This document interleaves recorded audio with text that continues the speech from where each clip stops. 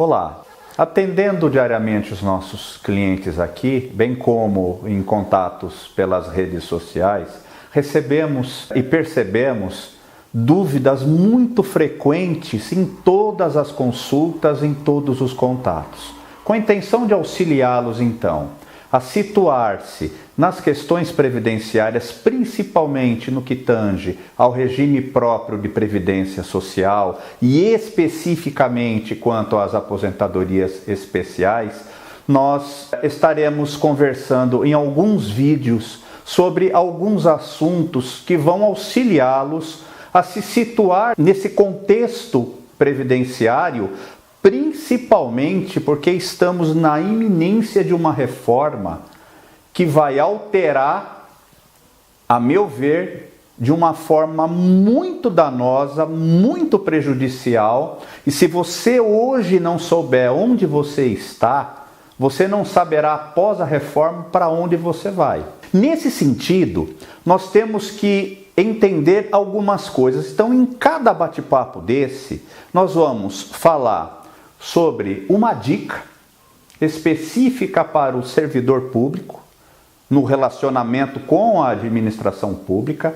Nós vamos tratar de um assunto específico sobre o sistema previdenciário. Volto a falar principalmente sobre aposentadorias especiais e vamos deixar uma mensagem para a semana. A dica desta semana é: todo e qualquer comunicação com a administração pública, ela só ocorre por uma forma, pela formal, pela escrita. Portanto, o que você consultar, requerer ou comunicar à administração pública deve ser feito por escrito, recebendo o protocolo e aguardando a resposta por escrito também. Lembre-se que para qualquer questionamento no Poder Judiciário, o que vale é o que está escrito. Os antigos servidores públicos tratavam de uma forma mais verbal certas coisas. Entendam, principalmente os servidores mais antigos. Hoje não existe comunicação se não for por escrito. Lembrando a todos que a Constituição garante o direito de petição, lá no artigo 5º, inciso 34. Mais do que isso, para os servidores públicos do Estado de São Paulo, a Lei 10.177, lá no artigo 24, deixa muito claro uma coisa: que em nenhuma hipótese a administração pública poderá recusar-se a protocolar a petição. E vai uma dica para o servidor público que trabalha no setor de RH. É dele a responsabilidade, volto a falar, responsabilidade funcional pela recusa do protocolo. Portanto, receba, protocole e encaminhe a quem tem que tomar esta decisão. Volto a falar, a resposta deve ser formal no prazo legal. Mais do que isso, vocês policiais civis, Lei Orgânica da Polícia Civil do Estado de São Paulo, lá no artigo 55, fala a mesma coisa, que é assegurado a qualquer pessoa física ou jurídica, independente de pagamento, o direito de petição contra ilegalidade, abuso de poder e para a defesa de direitos. E fala mais ainda, que em nenhuma hipótese a administração pública poderá recusar-se a protocolar, encaminhar ou apreciar a petição, sob pena de responsabilidade do agente. Portanto, a partir de hoje, se não era seu hábito, você passará a consultar, requerer ou comunicar à administração pública somente pela via por escrito. Quanto ao tema deste vídeo, é importante que você entenda que existem dois regimes previdenciários no país: Regime Geral de Previdência Social, INSS, e Regime Próprio de Previdência Social, que é o regime específico aos servidores públicos, sejam federais, estaduais ou municipais. e que dentro desses dois regimes nós temos duas espécies de aposentadoria, as ordinárias e as especiais. Tratando especificamente do regime próprio de previdência social, lembrando, ordinária e especial, nós temos então as ordinárias previstas e regulamentadas pelo artigo 40 da Constituição, lá no parágrafo 1º, dando conta que existem 3 tipos de aposentadoria ordinárias, por invalidez permanente, compulsória ou voluntária. Que a compulsória ocorre aos 70 ou aos 75 anos de idade, lembra a Emenda Constitucional 88 de 2015, e a voluntária, ela está condicionada ao preenchimento de alguns requisitos. Homem, 60 anos de idade, 35 anos de contribuição, mulher, 55 anos e 30 anos de contribuição, isso para a integralidade. Ou 65 anos de idade homem ou 60 anos mulher, para proventos proporcionais vinculados ao tempo de contribuição previdenciária. Só existe uma exceção no artigo 40 da Constituição, que é o parágrafo 4º, que trata, volta a falar, da única ressalva, as aposentadorias especiais. Diz lá o artigo 40, que é vedada a adoção de requisitos e critérios diferenciados para a concessão de aposentadorias aos abrangidos pelo regime de que trata este artigo, regime próprio. Aí ele fala, ressalvados nos termos definidos em leis complementares, os casos de servidores. Lá no inciso 1, portadores de deficiência. Inciso 2, que exercem atividades de risco, policiais civis. Ou inciso 3, cujas atividades sejam exercidas sob condições especiais que prejudiquem a saúde ou a integralidade física. Exemplo disso, policiais, agentes de saúde e etc.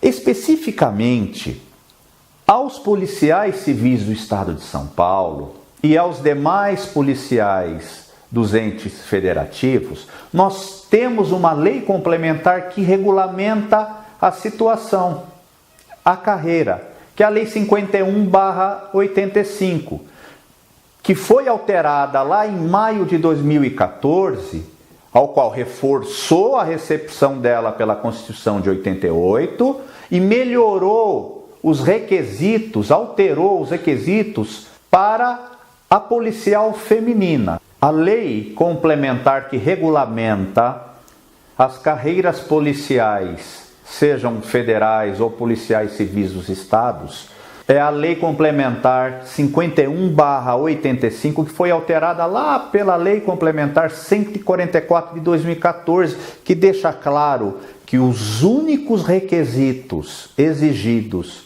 para a aposentadoria especial são homens, 30 anos de contribuição previdenciária, com 20 anos de exercício em cargo de natureza estritamente policial. E as mulheres, uma redução de 5 anos, portanto, 25 anos de contribuição previdenciária, com 15 anos de exercício de atividade estritamente policial. Em São Paulo, ocorre que existe uma lei estadual que também a regulamenta. E olha, brigou-se por muitos anos pela não aplicação do que está escrito na lei. A Lei 1062 de 2008, copiando a Lei 51, também previu lá no artigo 2º, 30 anos de contribuição previdenciária com 20 anos de efetivo exercício de natureza estritamente policial. Mas incluiu também a idade mínima, 55 anos de idade homem, 50 anos de idade mulher. Atenção, esta letra A do artigo 2º é inconstitucional, porque extrapolava o que regulamentava uma lei federal. Mas olha só, a discussão até maio de 2014 era por qual lei o policial civil de São Paulo poderia se aposentar, com os requisitos da 51 ou da 1062. E a discussão da idade perdurou por muito tempo.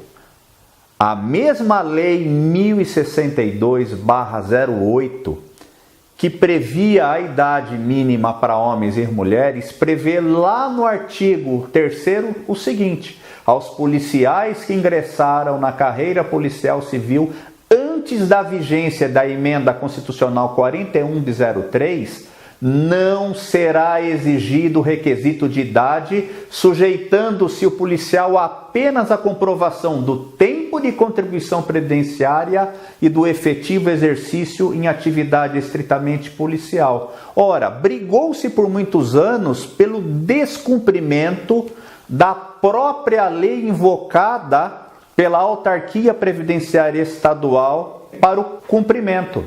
Hoje, volto a falar, os únicos requisitos exigidos são os expressos na Lei 51/85, alterada pela Lei 144/14. 30 anos com 20 no cargo homens, 25 anos de contribuição com 15 no cargo mulheres. Qualquer coisa que fuja a estes requisitos são ilegais. Uma coisa extremamente importante: a autarquia previdenciária, diante da confirmação da Lei 51 pela Lei 144, mudou seu entendimento e passou então a discutir coisas distintas.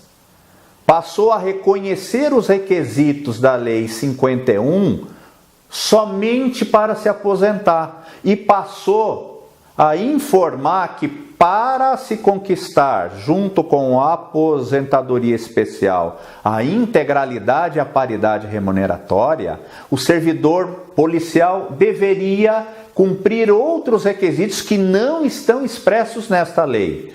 A grande discussão jurídica hoje se encontra nisso. A qual lei eu, policial civil, devo me curvar? Semana que vem nós vamos conversar sobre um assunto específico e também que traz uma avalanche de dúvidas. O que é integralidade remuneratória? E qual a diferença, se existe, entre integralidade remuneratória e proventos integrais? Deixando uma mensagem para a semana, gravem isso. Todos nós criamos nossa realidade através das escolhas e decisões que fazemos. Assim, o seu futuro é somente o resultado do que você escolhe e faz hoje. Semana que vem, nós vamos estar aqui conversando sobre integralidade remuneratória. Um abraço, sorte e até semana que vem.